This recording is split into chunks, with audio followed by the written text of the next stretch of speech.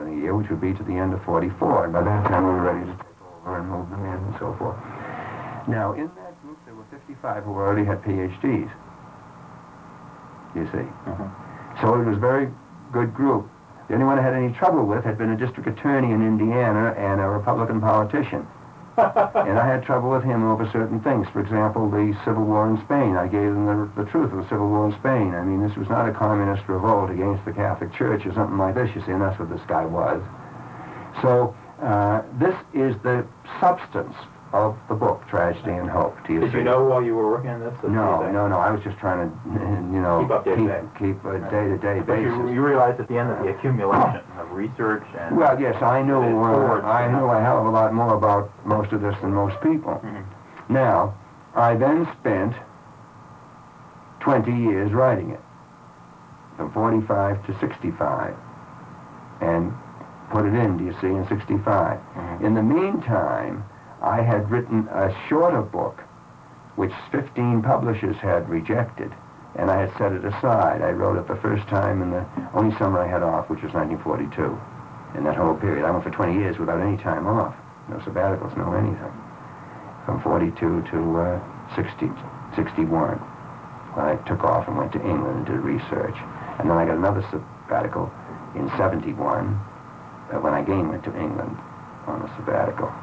And so they owe me sabbatical time, whether I'll get it or not. I've asked for one semester of sabbatical before I retire. That simply means I get full pay for one semester.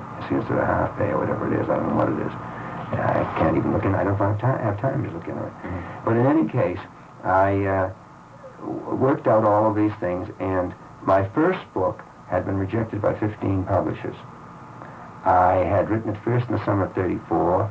I then spent the summer of 42 in Princeton, in Donald Stauffer's, and he died as Eastman Professor of Literature at Oxford after climbing the Pyrenees, running up and down the Pyrenees. And I rewrote it in 42. Then I set that aside and wrote it a third time, just dashed it off. And that is the book, The Evolution of Civilizations. It's only 279 pages, but it's still the best thing, and there are a number of books that quote it as the best thing on why civilizations rise and fall and how they do and so forth. So it's a big thing, you see. Now, this world since 1914 covers 70 years, from 1895 to 1965, and it's in that way, but it covers the whole world. So again, it's a pretty big thing because it goes into science and technology, as you will discover if you start reading the paperback, and economics, and as you see, I can do more in economics than economists can. One thing that intrigues, well, just last night my wife, when I was talking about you, was the title of the book, Tragedy and Hope. And Hope, yes, because it's such a large title. Yes. Now, what it means is this. I think it is absolutely tragic. It is shameful. It is sinful that Western civilization is going to go down the drain. When I wrote that book, which is less than 10 years ago, I had hope that we could save Western civilization. I am extremely skeptical now that it can be saved. I think we're just about finished. And I just threw a few things out here this morning in the class. You know, if we're going to allow a coal strike, and if we're going to overthrow the Portuguese government, because as soon as all these military dictatorships are not going to last, so we get rid of a democracy because it wants to be a little liberal, and we put in a military dictatorship, well, then collapses, and what happens? The communists come in. This is what happened in Portugal. Salazar was there since 1927. You see? All right, now they suddenly try to establish some kind of a non-military dictatorship. He wasn't in the military, he was a college professor, but he was supported by the reactionary groups, and now they want to do something about that, and the same thing could happen in Greece.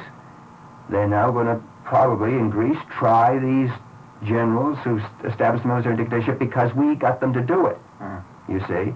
And this gives the communists, and it could well be. Now, this is what's worrying Kissinger. He thinks the whole Mediterranean now is going to go communist. So we're going to go into war to prevent this? Oh, I mean, it's sick. Well, let me go back. Now, when did you find a publisher for your book? I found a publisher instantly because the first book, I'm a current history, an editor, and I used to write a good deal for them, and that's who called me up one Monday and wants me to write about Spain today, what's going to happen in Spain, and I said it would take too much time, I don't do it.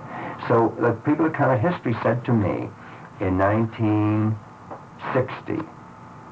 I just mentioned I had this book. I had many books. I have a whole lot of books, half written and almost wholly written, you see. And they said, "Have you ever asked Peter Written?" And I says, "I never heard of him. Who was he?" He said, "Call him up at Macmillan." So right to the phone. I was at the American Historical Association in New York, the meeting of 1960, and I went to the phone and called Macmillan and asked for Peter Rittner, and he came on, and I said, "I have a book, and I have somebody here who's the editor of Current History, says that you would like it," and so forth. He said, "Send it to me." A week later, I got a letter from him. It's a marvelous book. How many pages did you send him? I sent him the whole thing. Which was well, just fat. Yeah, just about that fat. It came out as a book of 279.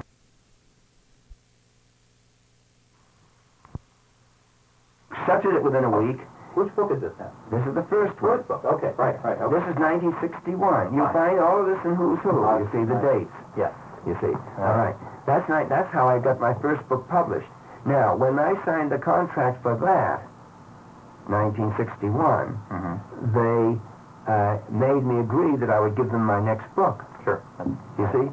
So in a couple of years, I said to Peter Rittner, "I want the next book to be The World Since 1914.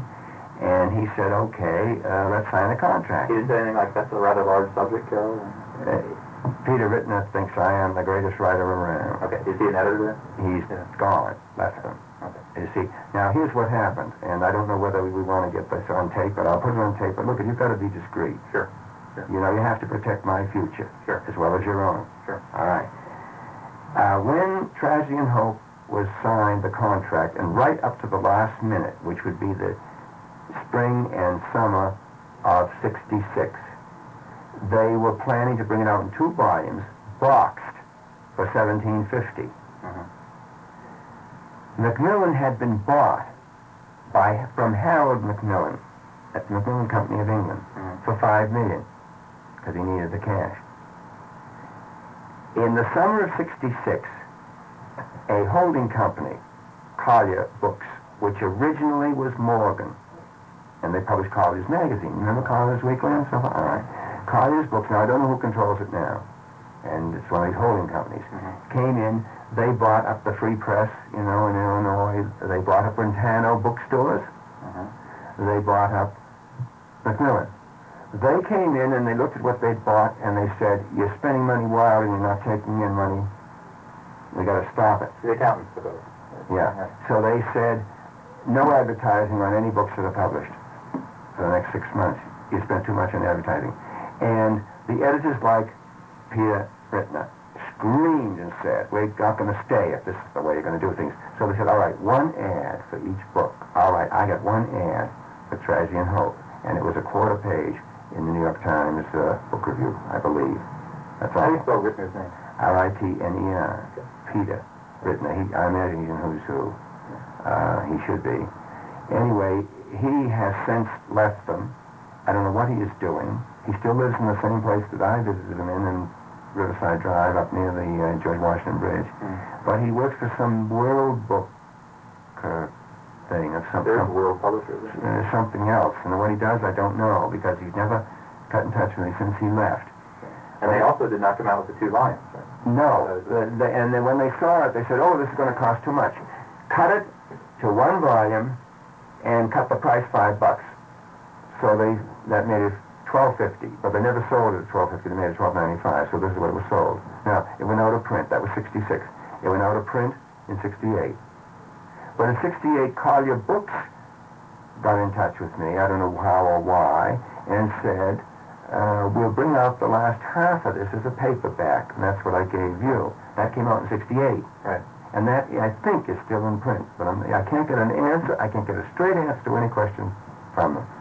For example, they never told me until 1974, when I was trying to fight the pirate who reprinted Tragedy and Hope, that it had been out of print. They told me it's out of stock, and we will republish when we get 2,000. Right. But they never could get 2,000. I've told you this, haven't I? Because they were telling everybody who wrote in that it's out of print. Now, And they denied to me. When did you realize there was a pirate edition? How did you find out? I found out